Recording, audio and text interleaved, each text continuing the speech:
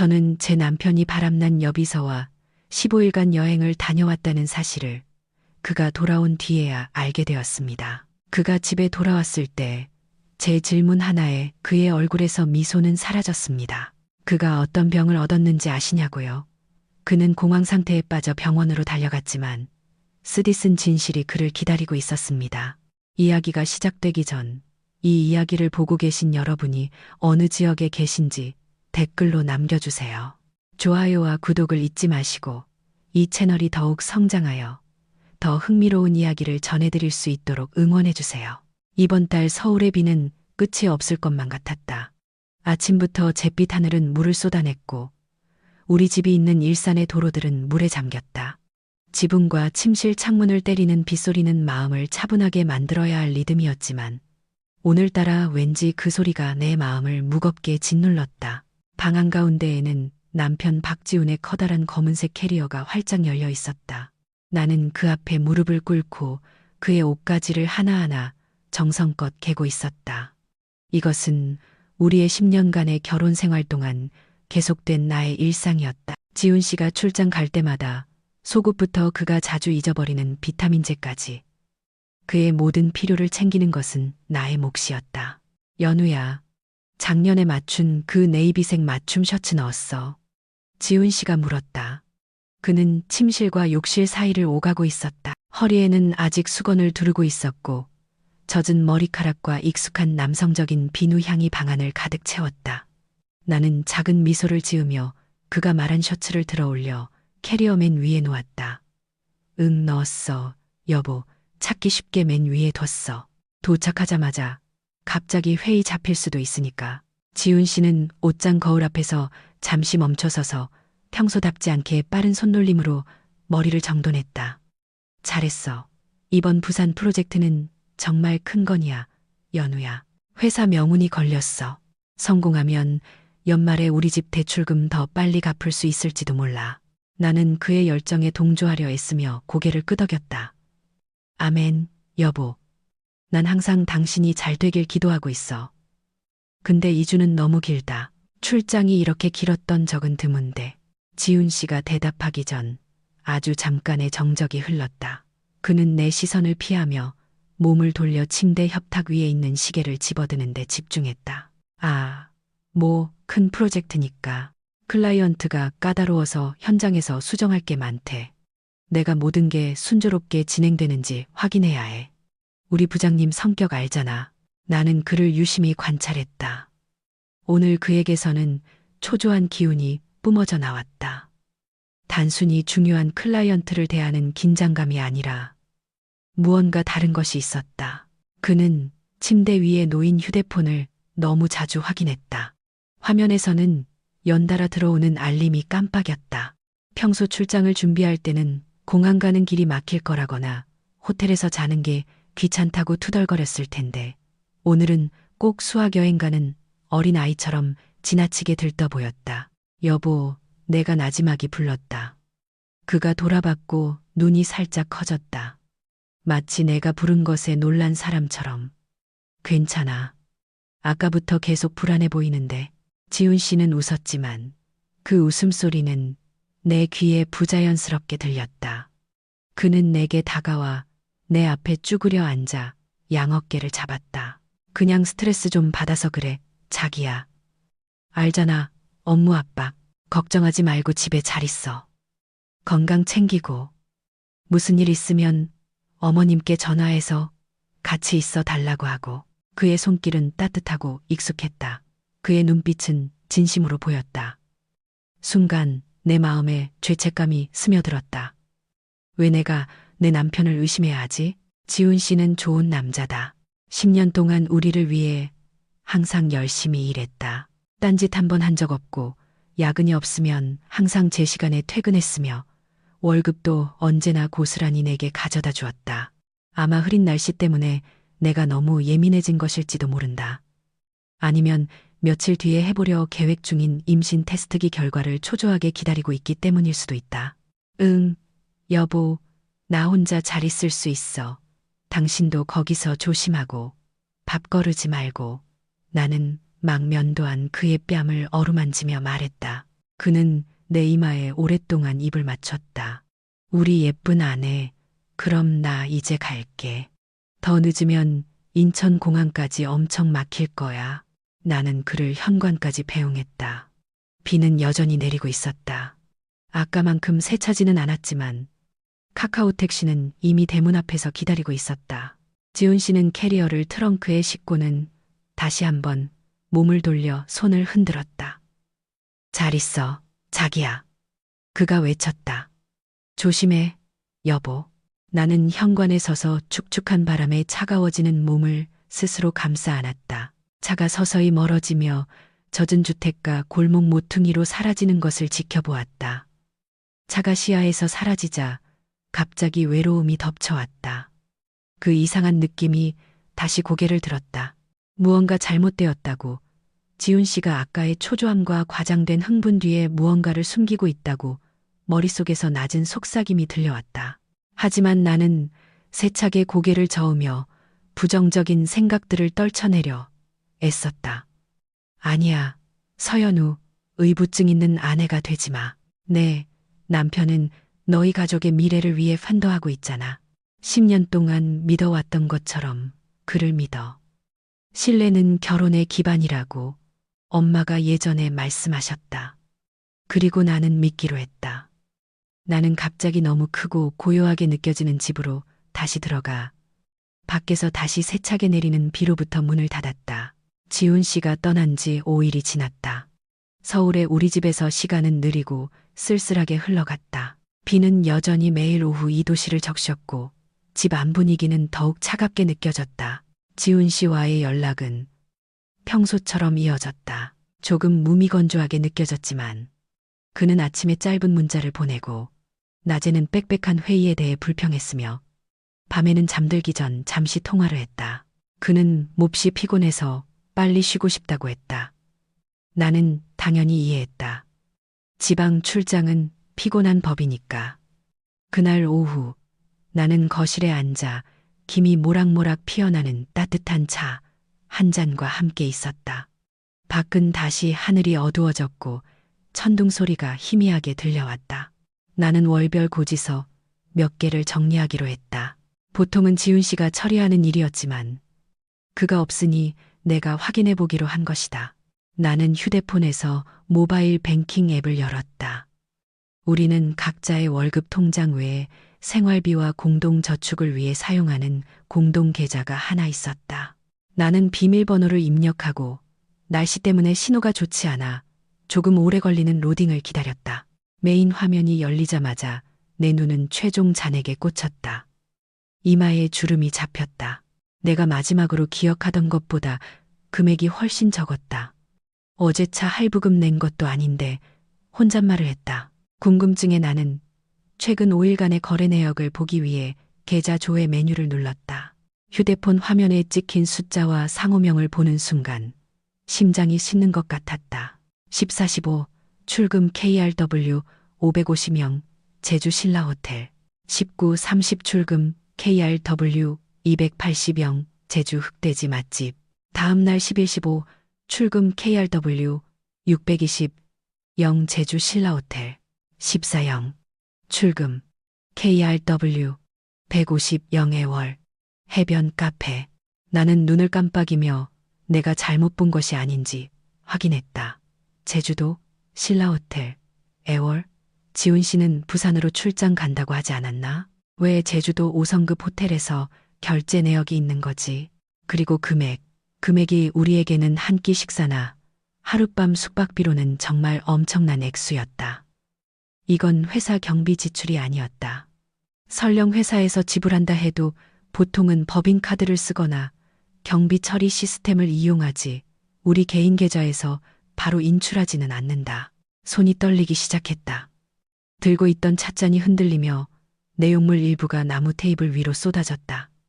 발끝에서부터 정수리까지 차가운 기운이 퍼져나갔다. 머릿속은 논리적인 설명을 찾으려 미친 듯이 회전했다. 지훈 씨의 체크카드를 도난당한 걸까? 하지만 도난당했다면 왜 내게 말하지 않았을까? 왜 어젯밤에 그렇게 태연하게 나와 통화할 수 있었을까? 나는 지훈 씨에게 전화를 걸었다. 신호는 갔지만 받지 않았다. 다시 걸었다. 이번에는 바로 음성 사서함으로 넘어갔다. 고객님께서 전화를 받을 수 없어. 공포가 나를 덮치기 시작했다. 가만히 앉아 기다릴 수만은 없었다. 답이 필요했다. 5일 전 애써 무시했던 아내로서의 직감이 이제는 소리 높여 외치고 있었다. 뭔가 잘못됐다고. 여전히 떨리는 손으로 인스타그램 앱을 열었다. 나는 SNS를 염탐하는 타입은 아니지만 이번에는 선택의 여지가 없었다. 지훈 씨의 프로필을 열었다. 새로운 업데이트는 없었다. 마지막 게시물은 지난달 설날에 우리 둘이 찍은 사진이었다. 그때 한 이름이 머릿속을 스쳐 지나갔다. 김미나, 지훈 씨 회사의 동료. 똑똑하고 세련되고 아직 꽤 젊은 커리어 우먼. 지훈 씨는 가끔 업무 이야기를 하며 그녀의 이름을 언급했었다. 미나 씨가 오늘 프레젠테이션 정말 잘했어라거나 미나 씨가 보고서 수정 도와줘서 다행이야 같은. 그의 말투에는 항상 감탄이 섞여 있었다. 예전에는 그저 직업적인 감탄이라고 생각했지만 지금은 아니었다. 나는 검색창에 김미나를 검색했다. 그녀의 계정은 당연히 비공개였다. 하지만 포기하지 않았다. 단서를 찾기 위해 지훈 씨의 다른 회사 동료들을 찾아봤다. 지훈 씨 팀의 한 젊은 주니어 직원의 계정을 발견했다. SNS 활동이 매우 활발한 친구였다. 그의 계정은 전체 공개였다. 나는 그의 인스타그램 스토리를 훑어보았다. 아무것도 없었다. 하지만 그의 피드에 있는 사진들을 보다가 3일 전에 올라온 사진 하나를 발견했다. 그것은 사무실에서 팀원들이 다 같이 찍은 단체 사진이었고 캡션은 이랬다. 또 야근, 파이팅, 우리 팀, 나라의 부름을 받고 떠나신 박지훈 팀장님, AT파크 JIHXXN과 김미나 대리님, AT미나 KMXX 빼고 선물 기대할게요. 나라의 부름. 그럼 김미나도 출장을 같이 간 거였다. 그런데 왜 지훈 씨는 미나와 같이 간다고 한마디도 하지 않았을까? 그는 기술팀과 간다고만 했다. 손가락이 화면을 더욱 빠르게 스크롤했다. 나는 미나의 비공개 프로필로 돌아갔다. 태그된 사진 부분을 눌렀다. 사람들은 보통 이 부분의 프라이버시 설정은 잊어버리고 난다. 그리고 거기서 나는 그것을 발견했다. 밖에서 치는 천둥보다 더 세게 나를 강타한 진실을. 제주도의 한 비치 클럽 계정이 올린 사진이었다. 아름다운 일몰 풍경 사진이었고 한쪽 구석에는 음악과 음료를 즐기는 사람들의 실루엣이 있었다. 카메라의 초점이 그들에게 맞춰져 있지 않아 약간 흐릿했지만 나는 너무나도 잘 아는 두 사람의 모습을 알아보았다. 지난달 내가 사준 흰색 리넨 셔츠를 입은 지훈 씨였다. 윗단추를 풀고 고개를 젖힌 채 활짝 웃고 있었다. 그의 옆에는 등이 파인 얇은 비치 원피스를 입은 여자가 앉아 있었다. 그 여자는 지훈 씨 쪽으로 몸을 바싹 기울이고 있었다. 그녀의 팔은 내 남편의 팔에 다정하게 감겨 있었다. 내 남편의 팔에 옆모습만 보였지만 나는 그것이 미나라는 것을 알았다. 그녀의 특징적인 단발머리와 사진 너머로 들리는 듯한 웃음소리. 그 사진 아래 비치 클럽 계정은 이렇게 캡션을 달았다. 저희 클럽의 선셋 바이브 찾아주셔서 감사합니다. 제주 선셋, 분위기 깡패. 그리고 내 세상을 무너뜨린 것은 그 아래의 댓글이었다. 미나의 친구로 보이는 한 계정이 이렇게 썼다. 제주도에서 열일하시는 미나 씨, 박 팀장님이랑 즐거운 시간 보내. 너무 타지 않게 조심하고. 손에 들고 있던 휴대폰이 카페 뒤로 쿵 소리를 내며 떨어졌다. 나는 빗물에 젖은 창문을 멍하니 바라보았다. 천둥이 울부짖었다. 마치 내 목구멍에 갇힌 비명을 대신하는 것 같았다. 그들은 제주도에 있었다. 둘이서 고급 호텔에서 로맨틱한 저녁 식사를 하며 내가 이 춥고 축축한 서울에서 우리 집을 지키고 그의 안녕을 기도하고 그를 온전히 믿고 있는 동안 모든 거짓말이 이제 내 눈앞에 선명하게 드러났다. 부산 출장, 큰 프로젝트, 까다로운 클라이언트, 전부 가짜였다. 진짜는 우리의 저축을 갉아먹은 계좌 이체 내역과 그들의 배신을 기록한 흐릿한 사진뿐이었다. 눈물은 아직 나오지 않았다. 고통이 너무 깊어 울음조차 나올 수 없었다. 이것은 단순한 슬픔이 아니었다. 이것은 파괴였다. 10년의 결혼 생활이 단 하나의 은행 알림과 인스타그램 사진 한 장 때문에 산산조각 났다. 기억은 나를 이틀 전 지훈 씨가 그토록 중요하다고 말했던 출장 기간의 한가운데로 데려갔다. 그날은 수요일이었고 끊임없이 울고 있는 서울의 하늘처럼 회색빛이었다. 그날 오후 나는 부엌에서 닭곰탕을 끓이고 있었다. 아침부터 배가 쥐어짜듯 아팠다. 날카롭고 파도처럼 밀려오는 통증이었다. 처음에는 그냥 체했거나 피곤해서 그런가 보다 생각했지만 통증은 시간이 갈수록 참을 수 없을 정도로 심해졌다. 아랫배를 쥐어짜는 고통에 쓰러지지 않으려고 부엌 조리대 가장자리를 붙잡아야 했다. 갑자기 두 다리 사이로 따뜻한 것이 흐르는 것을 느꼈다. 식은땀이 아니었다. 고개를 숙였을 때 심장이 맺는 것 같았다. 피, 선혈이 흘러내려 내 홈웨어 원피스를 적시고 하얀 타일 바닥을 더럽혔다. 공포가 즉시 덮쳐왔다. 하느님, 제 아기. 나는 떨리는 목소리로 속삭였다. 5년간의 간절한 기다림 끝에 찾아온 첫 임신이었다. 이제 겨우 6주. 너무나 어리고 연약했다. 남은 힘을 쥐어짜 식탁 위에 휴대폰을 집었다. 왼손으로는 배를 눌렀다. 마치 그 안에 있는 작은 생명이 떠나지 않도록 붙잡을 수 있을 것처럼. 심하게 떨리는 오른손으로 지훈 씨의 번호를 눌렀다. 신호가 갔다. 뚝, 뚝, 뚝. 받지 않았다. 나는 점점 심해지는 고통을 참으며 다시 시도했다. 받아, 여보, 제발 받아. 나는 신음했다. 눈물이 땀과 뒤섞여 얼굴을 타고 흘러내렸다. 다시 한번 뚝, 여전히 받지 않았다. 나는 땀으로 미끄러운 손가락으로 카카오톡으로 전환했다. 최대한 빨리 메시지를 입력했다. 여보, 제발 전화 좀 받아. 나 하혈해. 너무 아파. 제발. 1분이 1시간처럼 흘렀다. 숫자 1은 사라지지 않았다.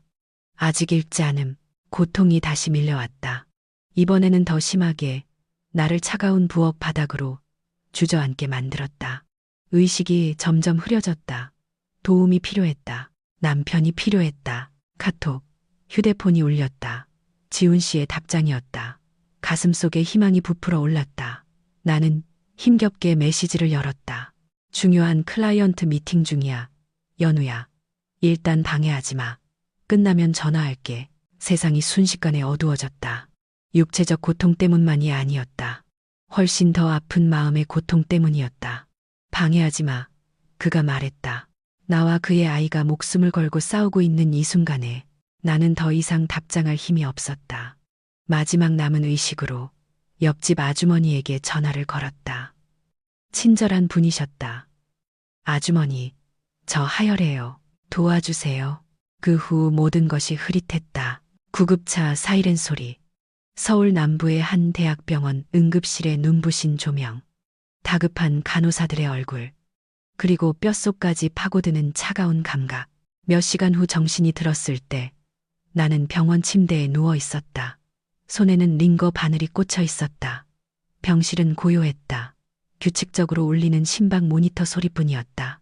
얼마 지나지 않아 의사가 들어왔고 그의 얼굴에는 내가 이미 짐작했던 나쁜 소식이 서려 있었다. 죄송합니다, 서연우님. 저희가 최선을 다했지만 아기는 지킬 수 없었습니다. 자연 유산을 하셨습니다. 침묵, 눈물이 소리 없이 흘러내렸다. 공허했다. 내 자궁이, 내 마음이 텅 비었다. 나는 간호사가 협탁에 놓아준 휴대폰을 다시 확인했다. 지훈 씨에게서 온 전화는 없었다. 내 상태를 묻는 추가 메시지도 없었다. 그의 마지막 메시지는 여전히 그대로였다. 중요한 클라이언트 미팅 중이야. 방해하지 마. 이제 거실에 앉아 그 은행거래 내역 증거를 바라보며 끔찍한 퍼즐 조각들이 완벽하게 맞춰졌다. 내가 차가운 부엌 바닥에서 죽을 힘을 다해 버티며 우리 아이를 잃어가던 바로 그 시간에 지훈 씨는 부산에서 클라이언트와 미팅을 하고 있던 게 아니었다. 은행 거래 내역에 찍힌 시간 14. 0 출금. 애월 해변 카페. 그것은 내가 도움을 청하는 메시지를 보낸 바로 그 시간이었다. 그의 모습이 눈앞에 어른거렸다. 내가 응급실에서 혼자 고통과 두려움에 떨고 있을 때 내 남편은 제주도의 수영장가에서 다른 여자와 웃으며 휴식을 취하고 음악을 즐기고 어쩌면 비싼 칵테일을 주문하고 있었을 것이다. 방해하지 말라는 메시지는 그들의 웃음과 농담 사이사이에 보내졌을 것이다. 아이를 잃은 고통은 불타는 분노로 변했다. 이 상처는 단순히 육체적인 상처가 아니었다. 이것은 비극 위에 세워진 배신이었다. 그는 단순히 바람을 피운 것이 아니었다. 그는 우리를 가장 필요로 하는 순간에 나와 우리 아이를 버렸다. 그는 자신의 핏줄의 목숨보다 자신의 쾌락을 선택했다. 나는 출력된 은행 거래 내역서를 구겨질 때까지 움켜쥐었다. 눈물은 이미 말라버렸다. 이제 남은 것은 차갑고 단단한 결심뿐이었다. 이 씻을 수 없는 상처에 대한 복수를 하리라. 히스테릭한 비명이 아니라 그가 평생 기억할 방법으로 지훈 씨가 돌아오는 날이 되었다. 서울의 하늘은 여전히 흐렸고 마치 온 우주가 나와 함께 슬퍼하는 것 같았다. 나는 이틀 전 병원에서 퇴원했다. 잠시 와준 여동생의 도움을 받았다.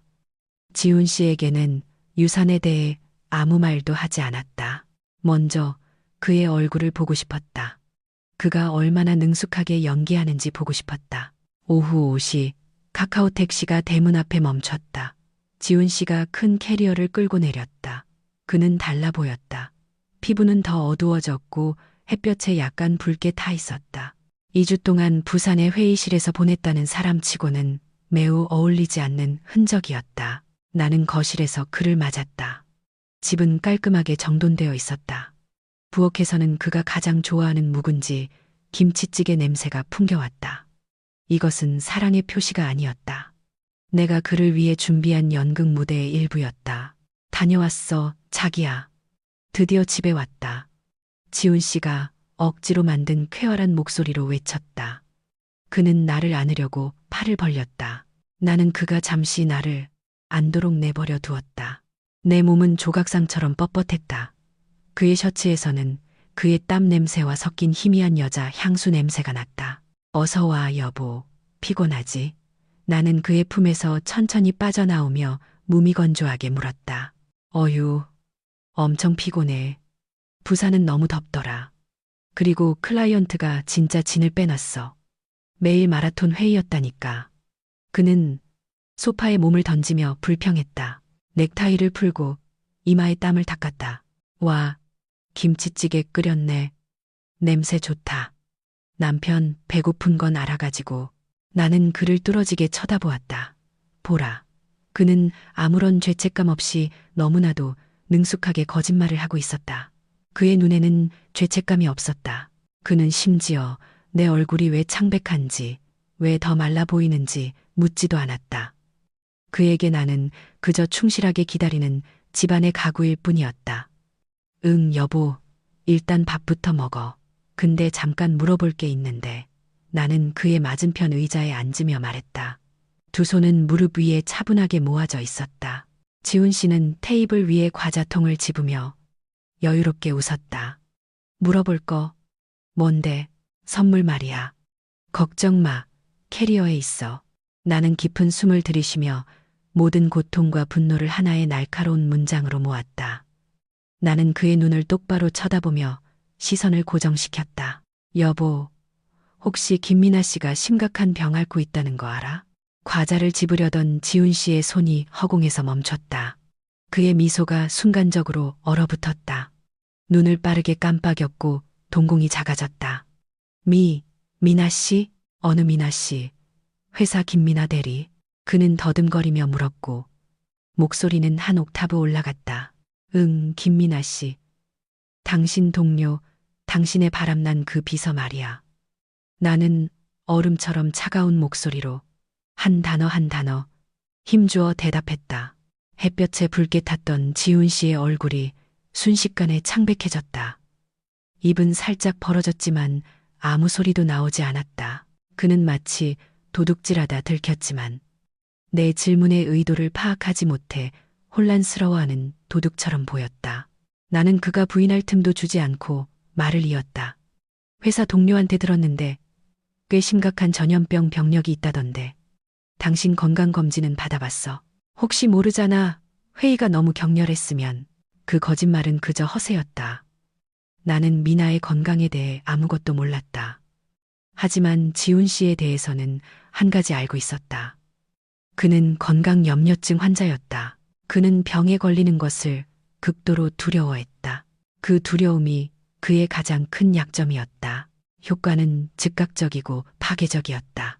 지훈 씨의 얼굴은 공포의 가면으로 변했다. 그는 더 이상 내가 어떻게 그들의 불륜을 알았는지에 대해 생각하지 않았다. 그의 머릿속은 지금 당장 자신의 몸을 갉아먹고 있을지도 모를 치명적인 질병에 대한 공포로 가득 찼다. 에이즈, 매독 혹은 다른 성병에 대한 상상이 그 겁쟁이의 머릿속에서 미친 듯이 소용돌이쳤다. 그는 소파에서 벌떡 일어나 과자통을 떨어뜨렸고 내용물이 바닥에 흩어졌다. 뭐라고? 무슨 병? 너 헛소리 하지 마. 헛소리 아니야, 여보. 그냥 물어본 건데 왜 그렇게 놀라? 그냥 직장 동료라며. 나는 비꼬는 듯한 씁쓸함이 가득한 미소를 지으며 물었다. 그의 관자놀이에서 식은땀이 흐르기 시작했다. 손이 심하게 떨렸다. 그는 미친 사람처럼 이리저리 서성거리며 얼굴을 거칠게 문질렀다. 나 잠깐 앞에 담배 좀 사러 나갔다 올게. 내 대답을 기다리지도 않고 그는 테이블 위에 오토바이 열쇠를 움켜쥐고 귀신에 홀린 사람처럼 집 밖으로 뛰쳐나갔다. 그는 자신이 담배를 피우지 않는다는 사실조차 잊어버린 것 같았다. 오토바이 엔진이 굉음을 내며 멀어지는 소리가 들렸다. 나는 그가 편의점에 가지 않는다는 것을 알았다. 그는 분명 죽을 것 같은 공포에 휩싸여 가장 가까운 24시간 임상검사센터나 비뇨기과 전문의에게 미친 듯이 달려갈 것이다. 그는 오늘 밤 자신의 편집증 때문에 피검사를 받느라 또 수십만 원을 쓰게 될 것이다. 나는 천천히 일어서서 그가 쾅 닫고 나간 문을 바라보았다. 도망치게 내버려 둬라. 공황에 빠지게 내버려 둬라. 왜냐하면 그가 잠시 후 음성 판정 결과를 들고 안도하며 돌아올 때 진짜 충격이 이 식탁에서 그를 기다리고 있을 테니까. 어떤 질병보다도 더 고통스러운 진실. 산산조각 난 가정, 탕진된 저축, 그리고 그의 이기심 때문에 한 번 안아보지도 못한 아이에 대한 진실. 오늘 밤 이 거실에서 연극은 끝났다. 지훈 씨의 오토바이 소리가 일산을 적시는 빗소리 너머로 서서히 사라졌다. 그가 우스꽝스러운 공황 상태로 떠나자 집은 다시 고요해졌다. 하지만 이번의 고요함은 달랐다. 더 이상 숨막히거나 슬픈 고요함이 아니었다. 그것은 기대감으로 가득 찬 고요함이었다. 마치 거대한 폭풍이 육지를 덮치기 전의 순간적인 평온함 같았다. 나는 시간을 낭비하지 않았다.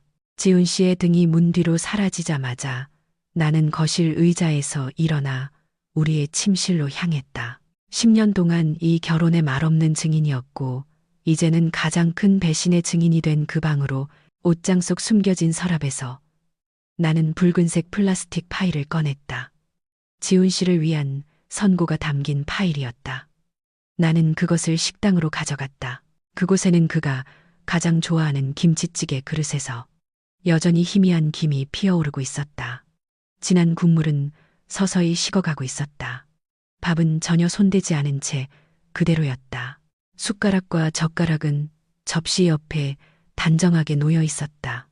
마치 오지 않는 주인을 기다리는 것처럼.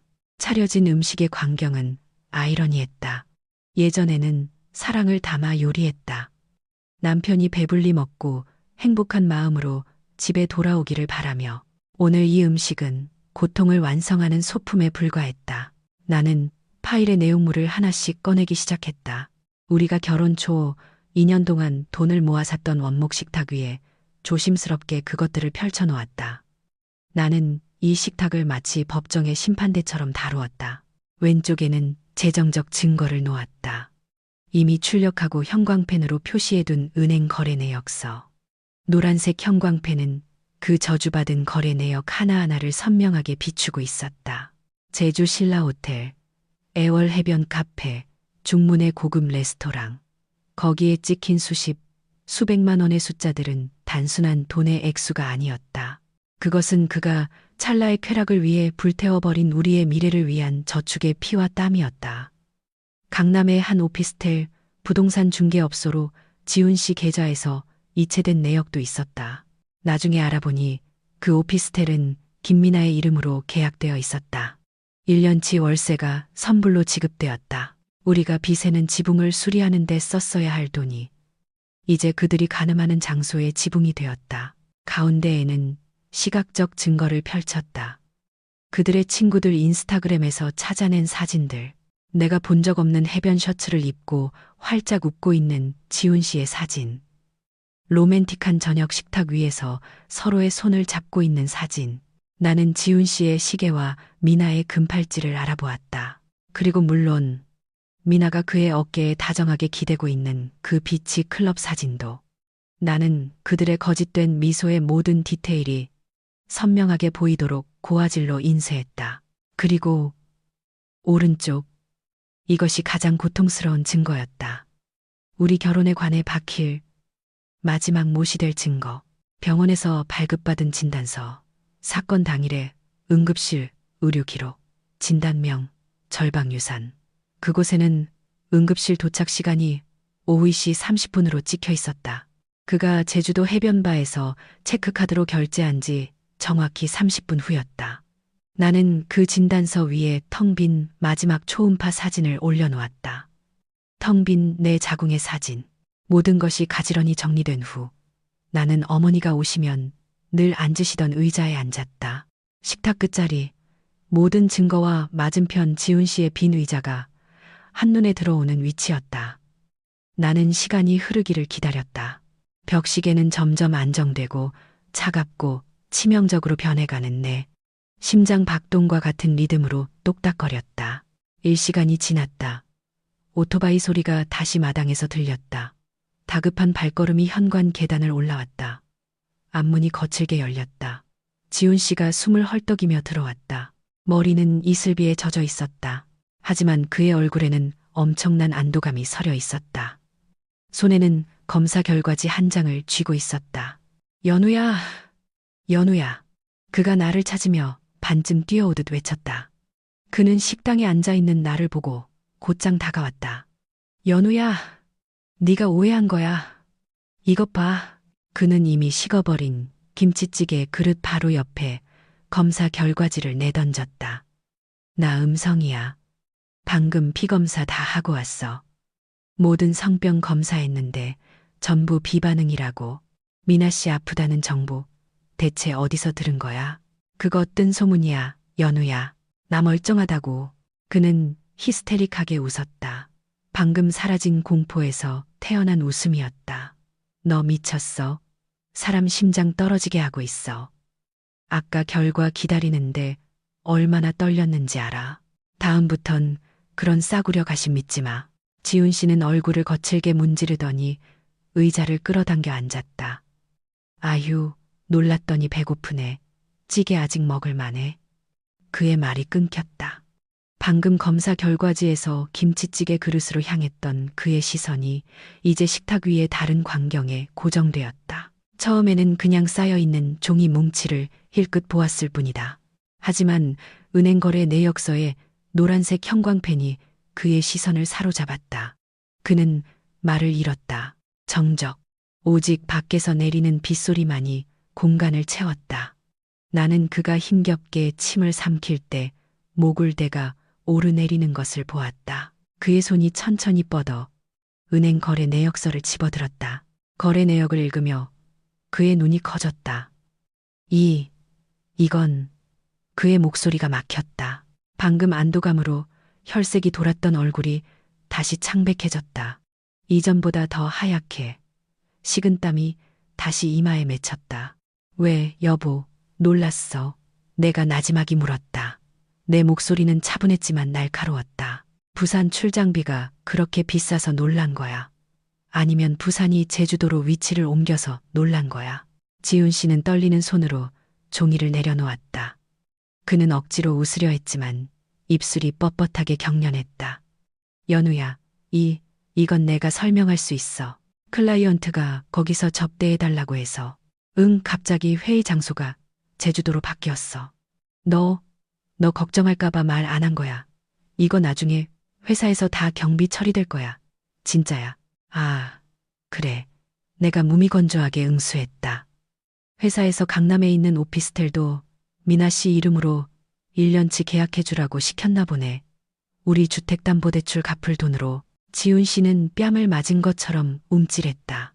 그는 오피스텔 임대계약 이체 내역서를 쳐다보았다. 그의 입은 산소가 부족한 물고기처럼 열렸다 닫혔다. 그의 알리바이는 제대로 만들어 보기도 전에 산산조각 났다. 그리고 그 클라이언트. 나는 인스타그램에서 출력한 사진을 가리켰다. 이름이 김미나인가 봐. 요즘 클라이언트 접대는 비치클럽에서 껴안고 있어야 할 만큼 친밀해야 하나 보지. 지훈 씨는 얼어붙었다. 그는 완벽하게 덫에 걸렸다. 도망칠 구멍은 없었다. 그는 깊이 고개를 숙였다. 두 손으로 자신의 머리카락을 쥐어뜯었다. 연우야, 미안해. 내가 미쳤었나 봐. 미쳤던 게 아니라 그냥 장난, 현실 도피? 내가 빠르게 말을 잘랐다. 억눌렀던 분노가 새어나오기 시작했다. 나는 일어나서 식탁 오른쪽에서 의료 기록을 집어 그의 앞으로 천천히 던졌다. 종이는 그의 밥그릇 위에 정확히 떨어졌다. 그거나 읽어봐, 박지훈. 지훈 씨는 고개를 들었다. 눈은 붉게 충혈되어 있었다. 그는 병원 진단서를 집어들었다. 천천히 읽어 내려갔다. 처음에는 어리둥절했지만 진단명 부분에 이르렀을 때 그의 눈은 공포로 커졌다. 유산. 그가 갈라진 목소리로 속삭였다. 그는 믿을 수 없다는 듯 나를 쳐다봤다. 너 임신했었어? 우리 아기. 아니, 했었어. 내가 차갑게 대답했다. 눈물이 눈가에 고였지만 필사적으로 참았다. 우리 아기 있었어. 6주 동안 내 뱃속에 있었어. 근데 떠났어. 여보. 수요일 오후 2시에 떠났어. 나는 몸을 앞으로 기울여 그의 겁에 질린 눈동자를 똑바로 쳐다봤다. 기억나. 당신 수요일 오후 2시에 뭐 하고 있었는지. 네.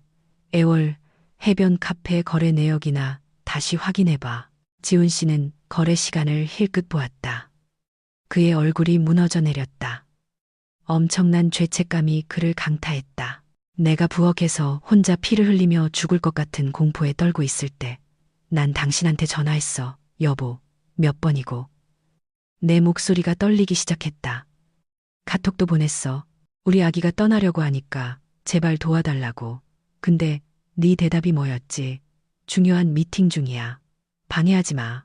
지훈 씨는 두 손으로 얼굴을 감쌌다. 그의 어깨가 심하게 들썩였다. 그에게서 흐느낌이 터져나왔다. 하느님. 연우야. 난 몰랐어. 진짜 몰랐어. 몰랐겠지. 넌 즐기느라 바빴으니까.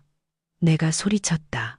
넌 네 아들의 목숨보다 김미나를 선택했어. 넌 성병 검사에서 음성이라고 했지. 잘 됐네. 하지만 넌 살인자로는 양성이야. 박지훈. 넌 우리가 부모가 될 기회를 죽였어. 연우야. 제발 용서해줘. 지훈 씨가 의자에서 미끄러져 내려와 내 발 앞에 무릎을 꿇고 내 다리를 세게 껴안았다. 그는 어린아이처럼 울부짖었다. 내가 잘못했어, 연우야.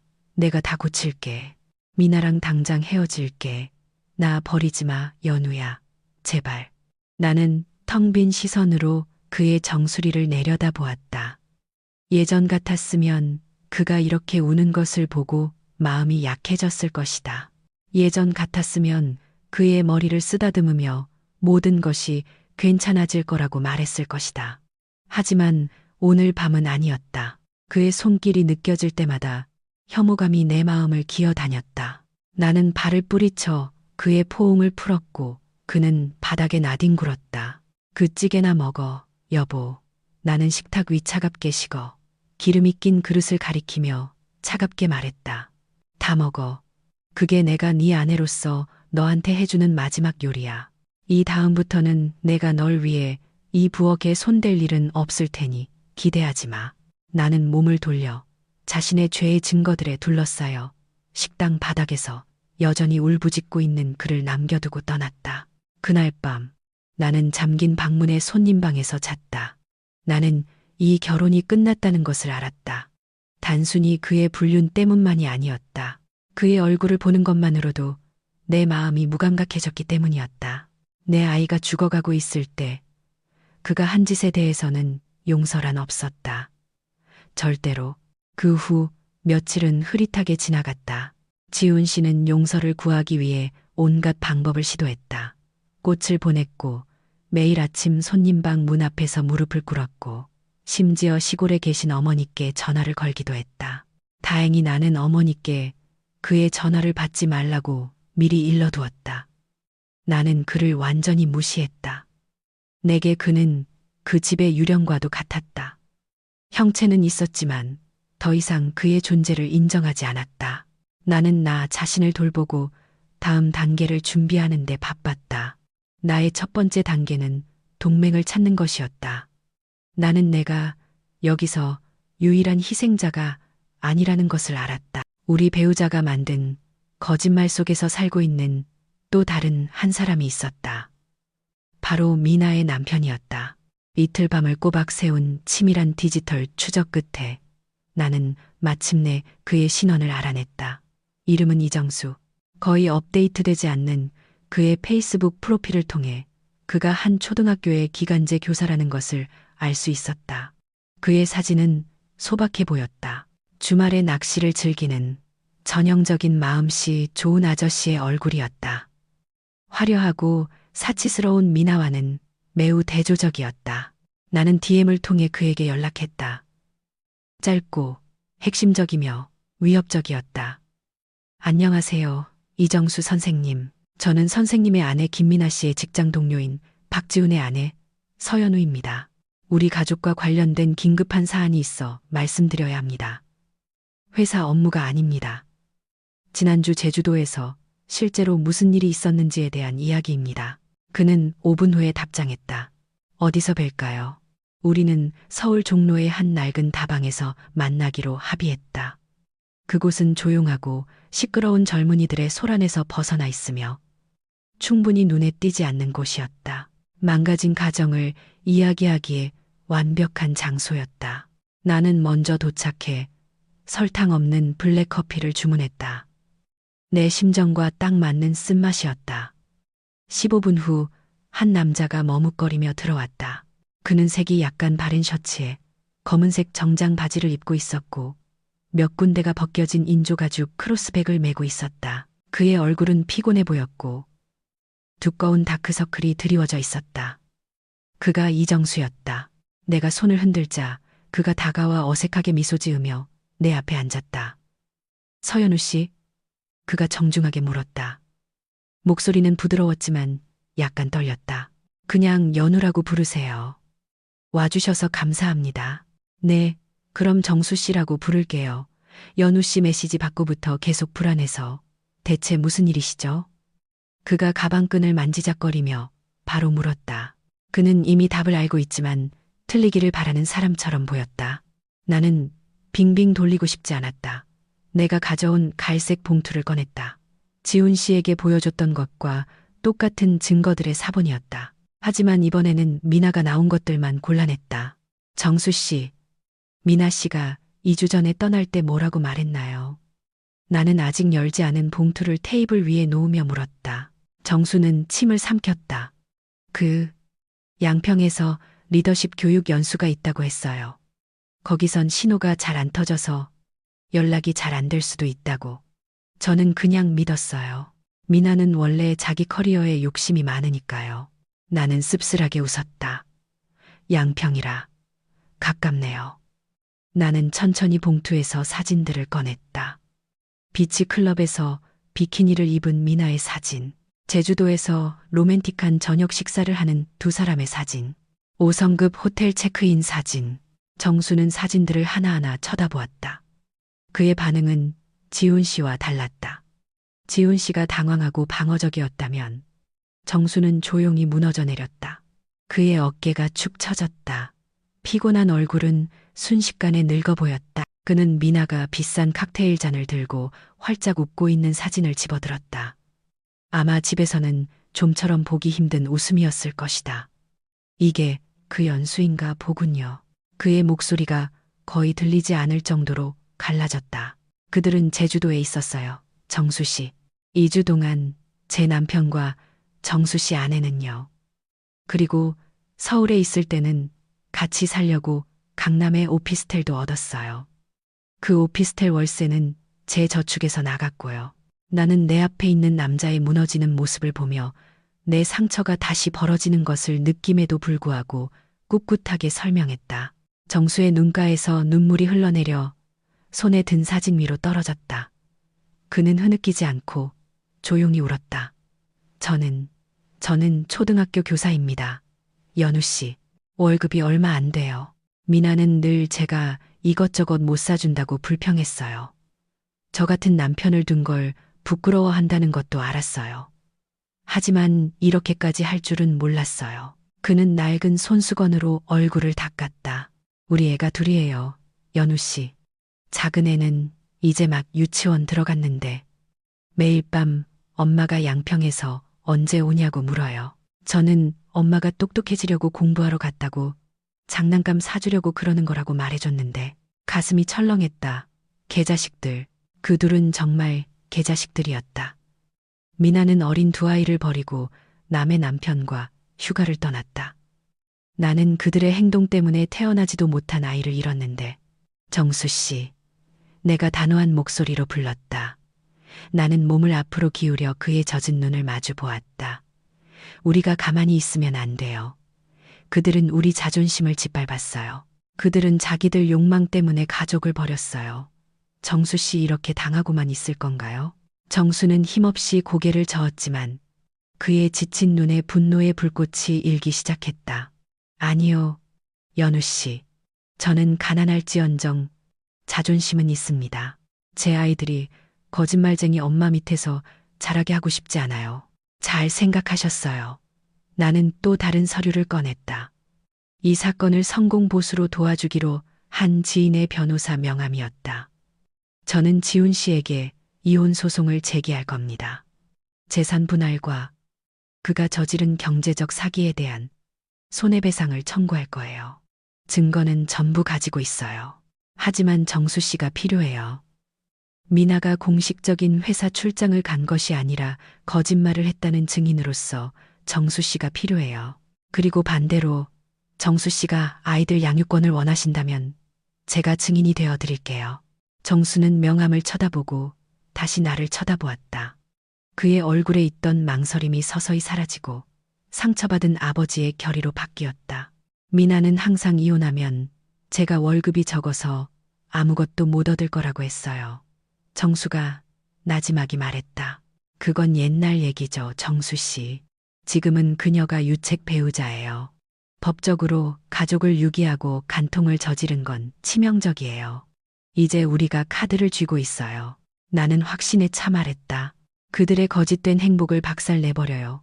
정수 씨. 세상이 자기들 욕망 중심으로 돌아가지 않는다는 걸 깨닫게 해주자고요.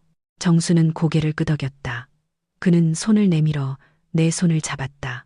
그의 악력은 그의 외모보다 훨씬 강했다.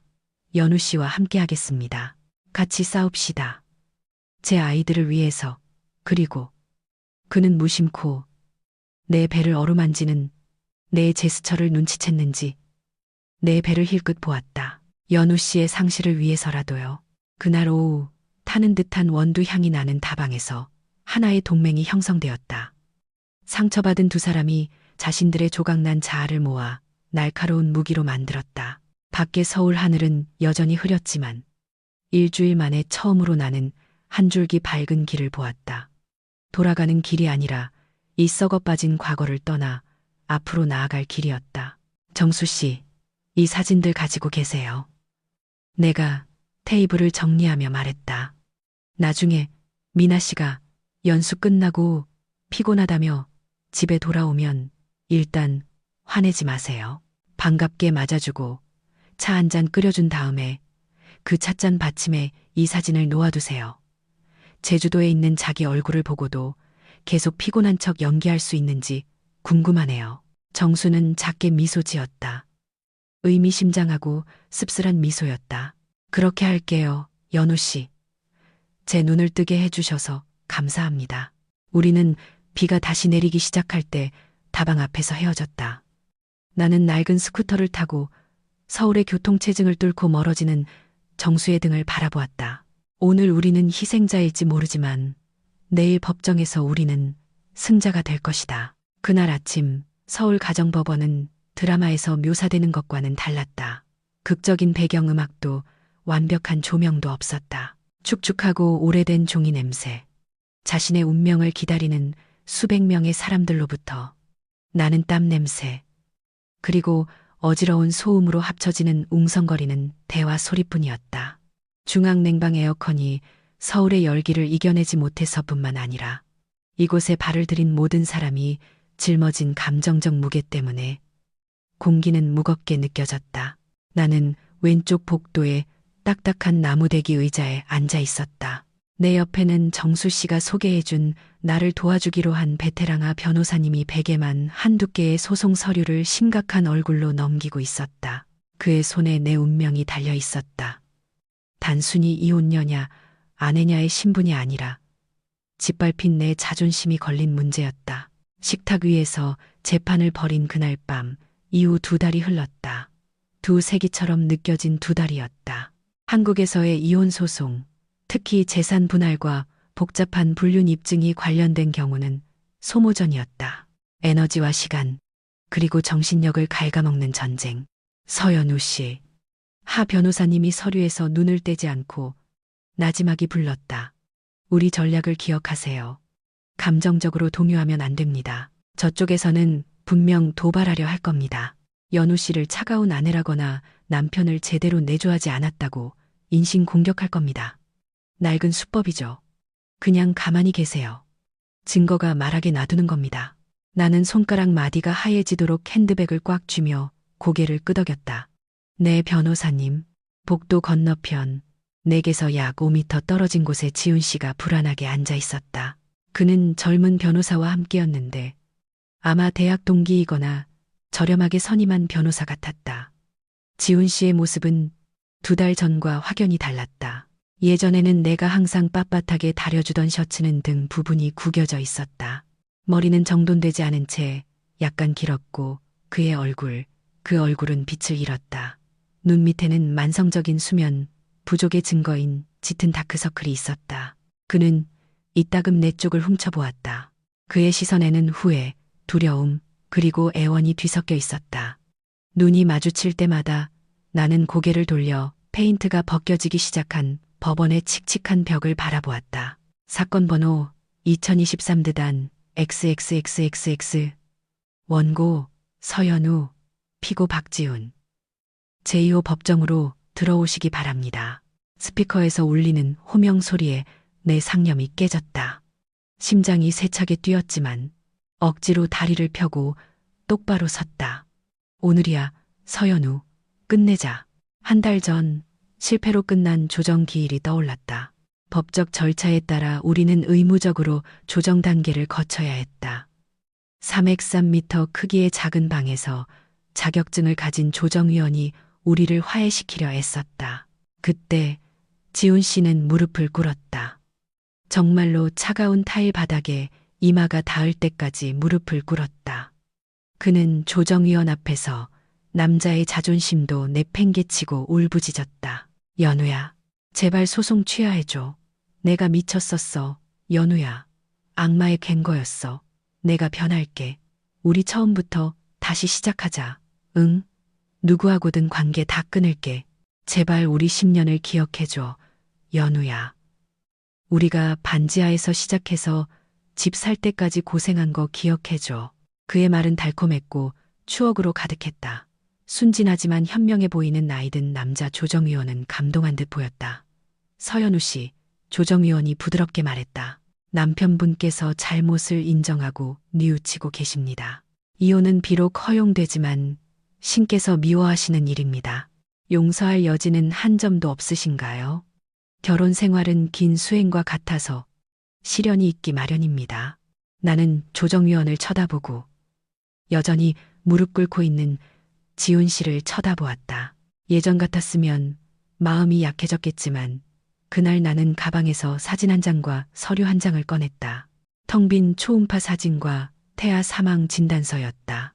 존경하는 조정위원님, 끓어오르는 분노를 억누르며 내 목소리가 떨렸다. 위원님께서는 수행과 실현에 대해 말씀하셨습니다. 제 남편은요, 제가 극심한 하혈을 하고 있을 때 그의 핏줄이 부엌 바닥에서 제 자궁을 빠져나가며 죽어가고 있을 때 다른 사람의 아내와 제주도에서 200만 원짜리 와인을 주문하고 있었습니다. 그는 제 전화를 끊었고 제 긴급 메시지에 방해하지 말라고 답장했습니다. 정적.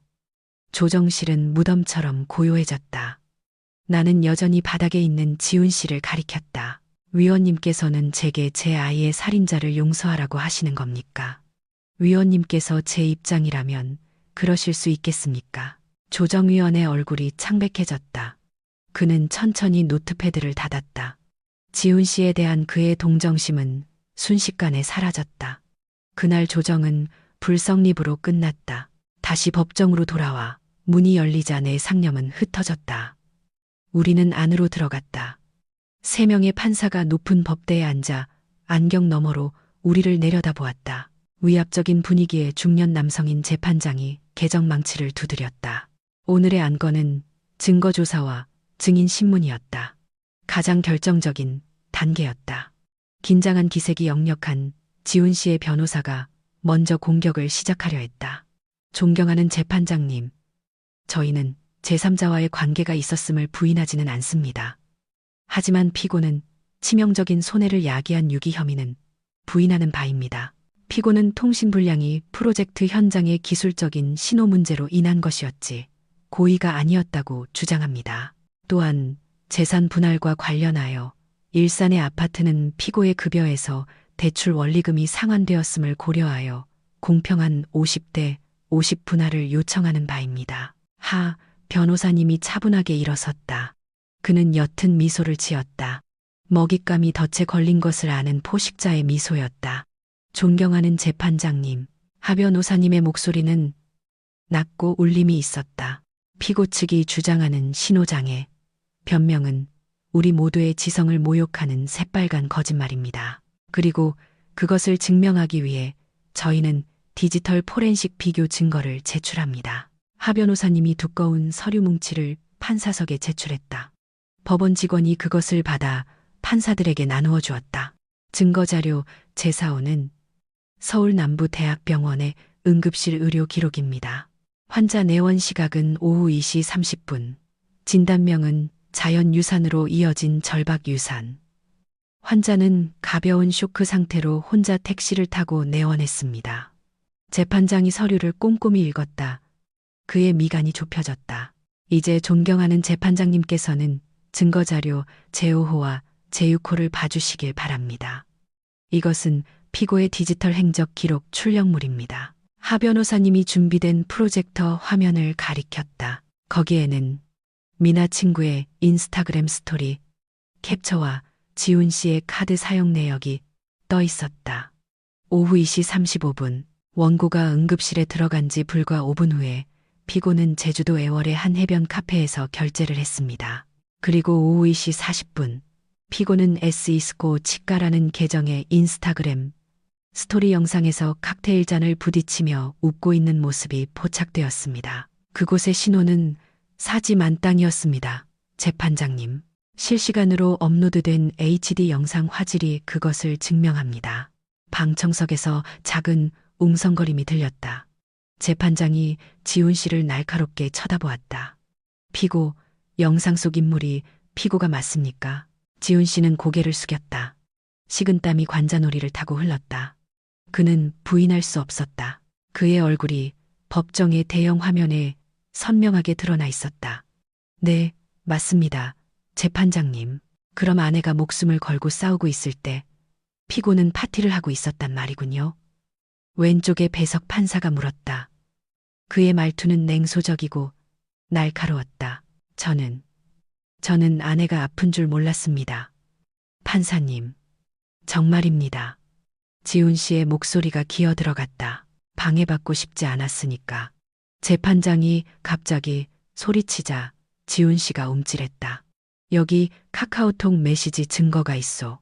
당신은 메시지를 읽었고 숫자 1이 사라졌고 중요한 미팅 중이라고 답장했소. 수영장가에서 반바지 입고 하는 미팅이 대체 무슨 미팅이요? 지훈 씨는 입을 다물었다. 외통수였다. 하지만 우리의 공격은 아직 끝나지 않았다. 존경하는 재판장님, 이것이 단순한 출장이 아니라 체계적으로 계획된 불륜이었음을 입증하기 위해 저희는 핵심 증인 이정수 씨를 신청합니다. 법정 문이 열리고 정수 씨가 들어왔다. 그는 가장 좋은 셔츠를 입고 있었다. 색은 약간 바랬지만 얼굴은 긴장되어 있었고 눈에는 결의가 서려 있었다. 그는 증인 선서를 하고 증인석에 앉았다. 정수의 등장은 법정의 분위기를 바꾸었다. 내가 분노한 희생자였다면 정수는 무너진 희생자였다. 그의 아우라는 깊은 슬픔을 발산했고 다른 사람들을 불편하게 만드는 종류의 슬픔이었다. 증인, 하 변호사님이 물었다. 사진과 영상 속에서 피고와 함께 있는 여성과 어떤 관계입니까? 정수는 긴 숨을 내쉬었다. 그의 목소리는 울음을 참느라 갈라져 있었다. 그녀는 김미나, 제 법적 아내이자 제 두 아이의 엄마입니다. 지훈 씨의 변호사가 이 일을 제기하려 했다. 이해 있습니다, 재판장님. 증인의 관련성이 기각합니다. 재판장이 단호하게 잘랐다. 계속하세요. 정수는 모든 것을 이야기했다.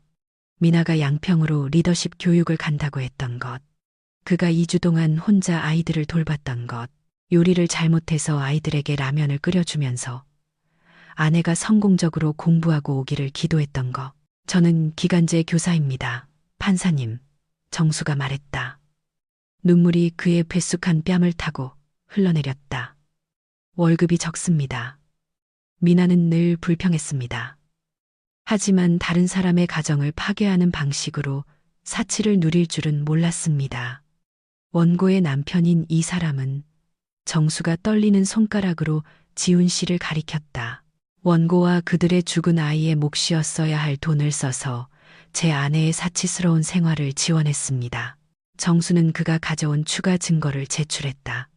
이건 미나가 친구에게 보낸 카톡 내용 증거입니다. 판사님, 지훈 씨가 제주도 명품관에서 가방을 사줘서 여왕이 된 것 같다고 말하고 있습니다.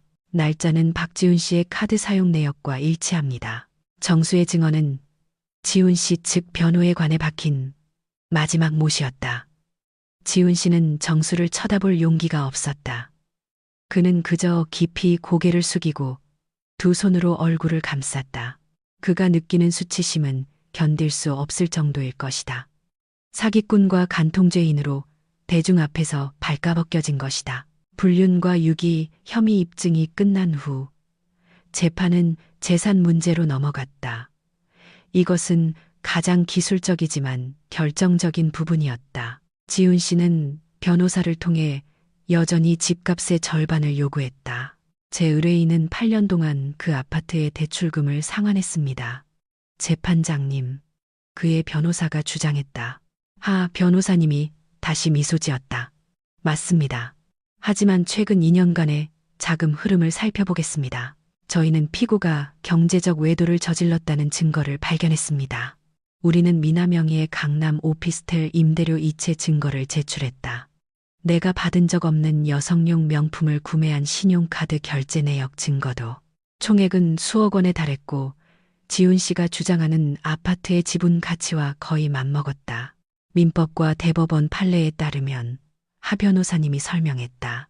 부부 공동재산을 일방이 위법 또는 미풍양 속에 반하는 개인적 이익을 위해 사용했을 경우 그 금액은 해당 배우자의 분할 몫에서 공제되어야 합니다. 피고는 자신의 불륜 관계를 유지하기 위해 아파트에 대한 자신의 권리를 이미 소진했습니다. 판사들이 고개를 끄덕였다. 도덕적 위반과 결합된 수학적 계산은 가정법원에서 치명적인 무기였다. 2주 후 선고일이 되었다. 나는 같은 자리에 앉아 있었다. 마음은 훨씬 차분했다. 어떤 결과가 나오든 나는 최선을 다했다. 지훈 씨는 더욱 야위어 보였다. 이 재판 스트레스로 업무 성과가 급격히 떨어져 회사에서 징계를 받았다는 소문이 들렸다. 재판부가 입장했다. 우리는 일어서서 격려하고 선고를 듣기 위해 다시 앉았다. 재판장은 길고 복잡한 법적 고려 사항을 낭독했다. 내 심장은 선고한다는 말을 기다리며 두근거렸다. 선고한다. 재판장의 목소리가 울려 퍼졌다. 하나, 원고의 청구를 전부 인용한다. 둘, 피고 박지훈은 원고 서연우와 이혼한다. 나는 긴 숨을 내쉬었다. 결혼의 끈이 공식적으로 끊어졌다. 셋, 피고가 혼인 관계에 있어 유기 및 정신적 폭력이라는 유책 행위를 하였음을 인정한다. 넷, 공동 재산인 일산 소재 아파트 일체 및 그 내부의 모든 재산은 피고가 유용한 혼인 비용 및 원고의 물질적, 비물질적 손해에 대한 배상으로서 원고의 단독 소유로 함을 확정한다. 다섯, 피고는 원고에게 위자료 1억 원을 지급하라. 위자료는 이혼 신고 전에 현금으로 지급해야 한다. 여섯, 소송 비용은 피고가 부담한다. 땅, 망치 소리는 내가 들어본 소리 중 가장 아름다운 소리였다. 오케스트라의 음악도 새의 노래도 아니었다. 나무가 나무를 치는 소리, 그것은 자유의 소리였다. 내가 이겼다. 완벽하게. 집은 내 것이 되었다. 지훈 씨는 우리 자산에서 단 한 푼도 받지 못했다. 판사는 심지어 그가 초래한 정신적 고통에 대한 벌로서 그의 월급 수준에 비해 엄청난 액수의 위자료를 책정했다. 지훈 씨는 의자에 힘없이 주저앉았다. 그는 마치 사형 선고를 받은 사람처럼 보였다. 그의 변호사가 등을 두드렸지만 지훈 씨는 미동도 없었다. 그는 자신이 망했다는 것을 알았다. 그에게는 그만한 현금이 없었다. 그것은 그가 재혼하고 싶을 때 필요한 서류인 이혼 확인서를 받기 위해서라도 차와 오토바이를 팔고 아마 여기저기 빚을 져야 한다는 것을 의미했다. 비록 이 이후에 그와 결혼하고 싶어 할 여자가 있을지 의문이었지만 재판이 끝났다. 나는 하 변호사님께 깊은 감사를 표하며 악수했다. 정말 감사합니다. 변호사님, 제 미래를 구해주셨어요. 연우 씨 스스로가 구한 겁니다. 하 변호사님이 진심으로 답했다. 슬픔 속에서도 증거를 모은 연우 씨의 용기가 핵심이었습니다. 내가 밖으로 걸어 나갈 때 지훈 씨가 로비에서 나를 막아섰다. 그의 얼굴은 눈물로 젖어 있었다. 연우야, 어떻게 이럴 수가 있어. 나 이제 어디서 살아. 그 집 내 피땀으로 산 거잖아. 나는 멈춰서서 그를 똑바로 쳐다보았다. 더 이상 사랑도 증오도 없었다. 그가 얼마나 비참해 보이는지에 대한 연민만이 있었다. 여보, 내가 마지막으로 불렀다. 그 집은 당신 피땀으로 산 게 아니야. 10년간의 내 인내와 우리 아이의 목숨으로 완납된 집이야. 당신 몫은 제주도에서의 호화로운 휴가와 강남 오피스텔, 월세 형태로 이미 다 챙겨갔잖아. 쌤쌤이라고 치자. 하지만 나 위자료 1억 원 낼 돈 없어. 연우야, 그가 애원했다. 차 팔고 시계 팔아. 아니면 미나 씨한테 도와달라고 하든가. 성공한 커리어 우먼이라며 내가 날카롭게 쏘아붙였다. 나는 법원 로비의 인파 속에 얼어붙은 채 서 있는 그를 남겨두고 떠났다. 건물 밖에는 정수 씨가 그의 낡은 스쿠터 위에서 기다리고 있었다. 그는 밝은 얼굴로 나오는 나를 보고 활짝 웃었다. 어떻게 됐어요, 연우 씨? 그가 물었다. 완승이에요, 정수 씨. 집 지켰어요. 내가 엄지를 치켜 세우며 대답했다. 다행이다. 정수가 외쳤다. 이제 다음 주 제 차례네요. 기도해 주세요. 연우 씨, 아이들 양육권, 꼭 가져올 겁니다. 도덕적으로 결함 있는 여자한테 애들 맡길 수 없어요. 당연하죠, 정수 씨. 제가 증인으로 갈게요. 끝까지 같이 싸워요. 그날 오후 서울의 하늘은 뜨겁게 내리쬐었지만 내게는 시원하게 느껴졌다. 나는 휴대폰을 꺼내 택시 앱을 열어 내 집으로 돌아갈 차를 불렀다. 이제 정말로 내 것이 된 집으로. 하지만 법정에서의 승리는 한 막에 불과했다. 다음 막은 진짜 사회적 처벌의 집행이었다.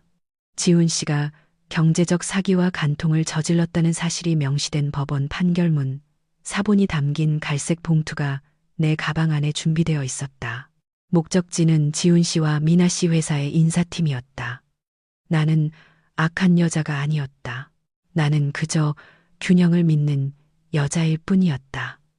그리고 오늘 정의의 저울은 균형을 맞추기 시작했다. 6개월 후 서울 남부의 아침은 언제나 특유의 분주함으로 시작된다. 멀리서 들려오는 경적 소리, 야채 장수의 외침, 그리고 자동차 엔진 소리. 하지만 일산에 있는 내 집안의 분위기는 달랐다. 고요했지만 외롭지는 않았다. 이것은 평화로운 고요함이었다. 모든 것을 파괴하고 지나간 거대한 폭풍을 겪은 후에야 얻을 수 있는 종류의 평온함이었다. 나는 막 전체 리모델링을 마친 거실 한가운데 서 있었다. 오프화이트 색상의 새 벽지 냄새가 방구석에서 켠 제스민 아로마 향초 냄새와 은은하게 섞여 있었다. 이곳에는 더 이상 지훈 씨의 흔적이 없었다. 이 청소 과정은 쉽지 않았다. 판결 후 첫 2달은 가장 힘든 시기였다. 법적으로는 이겼지만 정신적으로는 피 흘리고 있었다. 이 집 구석구석에는 추억이 깃들어 있었다. 이 소파는 매주 토요일 밤 우리가 함께 영화를 보던 곳이었다. 저 부엌은 내가 그의 모닝커피를 만들어주던 곳이었다. 그리고 침실. 침실은 가장 고통스러운 장소였다. 과거를 불태우기로 결심한 날을 기억한다. 나는 지훈 씨가 남기고 간 모든 물건을 모았다. 그가 가져가지 않은 옷, 책, 우리의 결혼사진, 심지어 욕실에 아직 남아있던 그의 칫솔까지. 나는 환경오염 때문에 문자 그대로 불태우지는 않았지만 고물상 아저씨를 불렀다.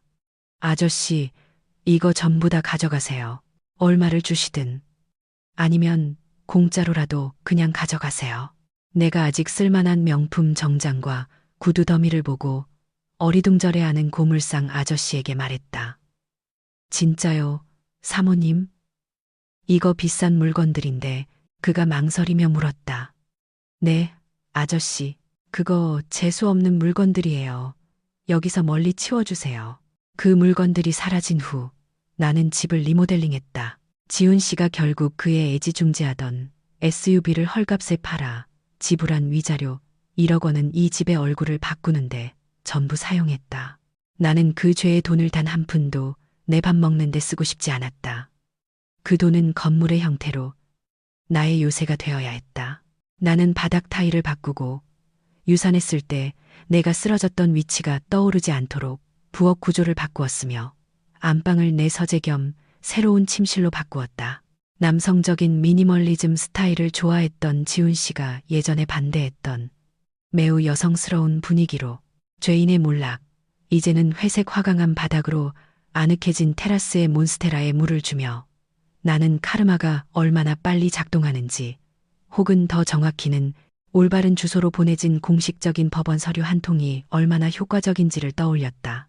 판결 일주일 후 나는 우리 이혼 판결문 사본을 지훈 씨가 다니던 스타트업과 미나의 회사 인사팀에 보냈다. 나는 정중하지만 치명적인 소개 편지를 첨부했다.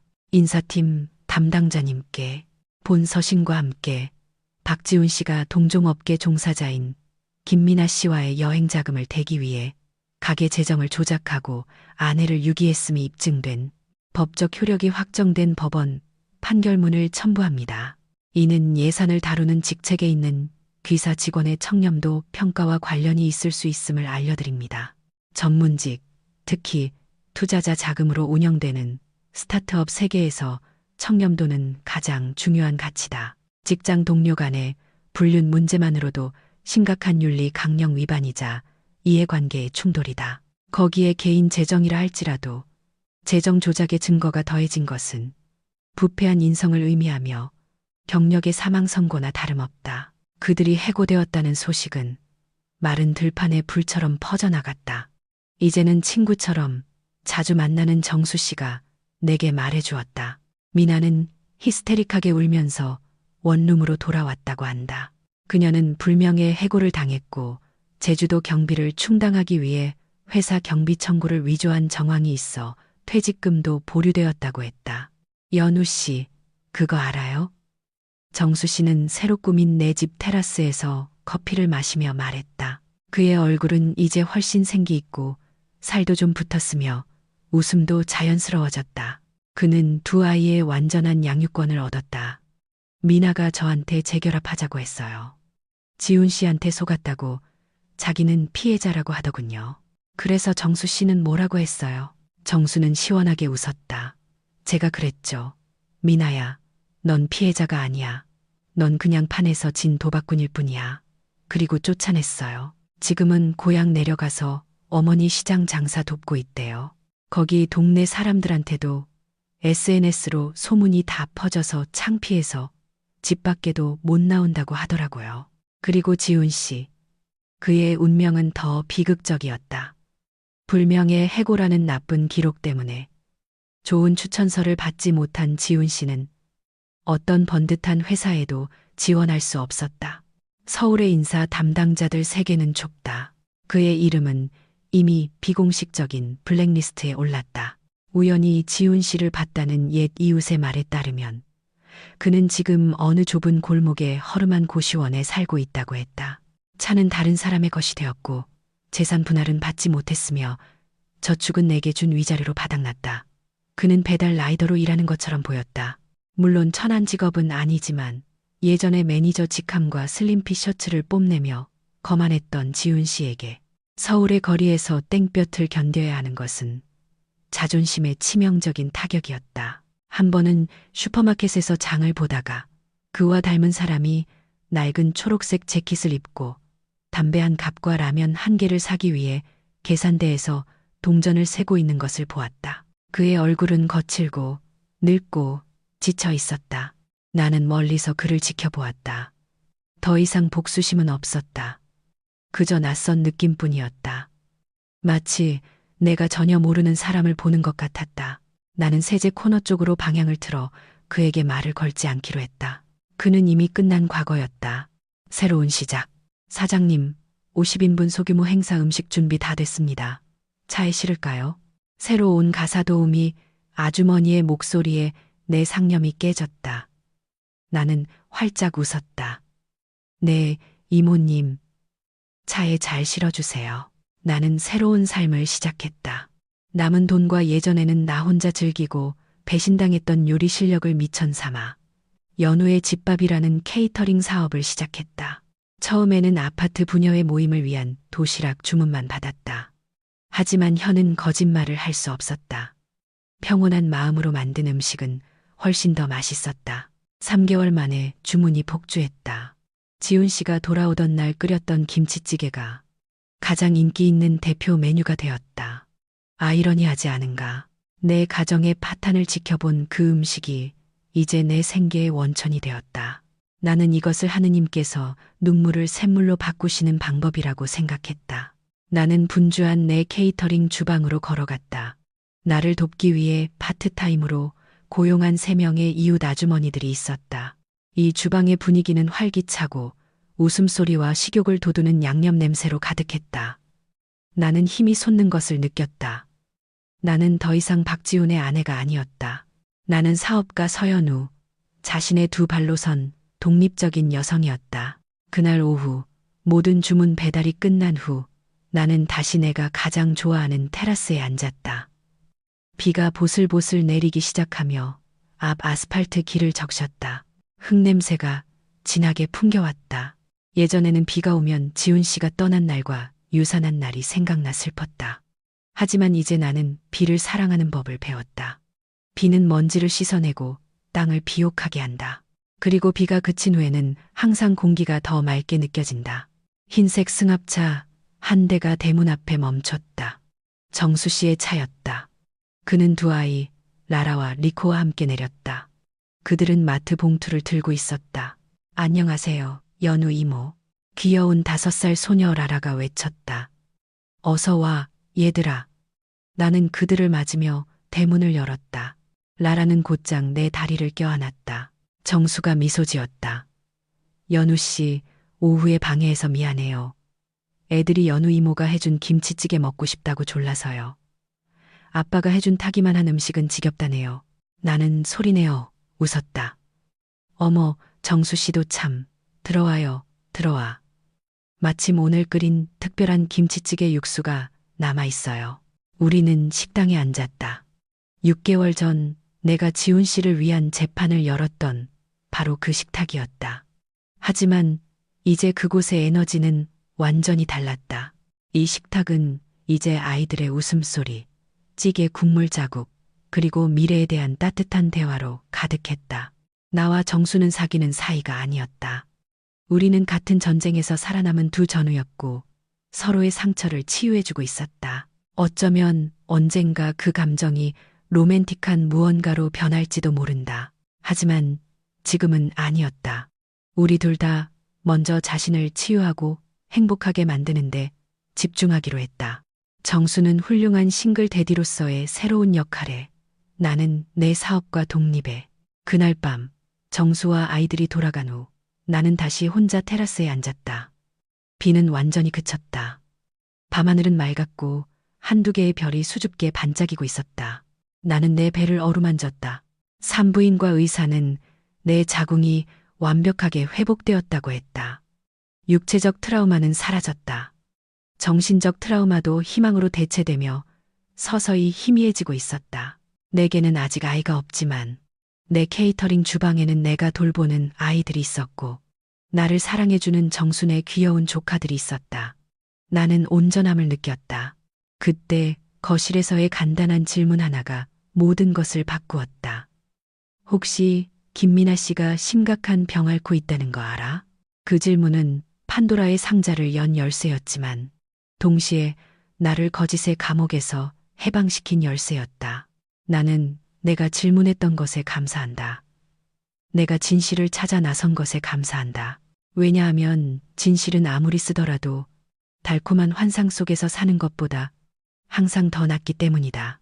나는 마지막 남은 제스민 차를 한 모금 마셨다. 따뜻함이 가슴으로 퍼져나갔다. 나는 서연우, 32세 이혼녀, 케이터링 사업가, 대출 없는 집주인, 그리고 오늘 밤 세상에서 가장 자유로운 여자다.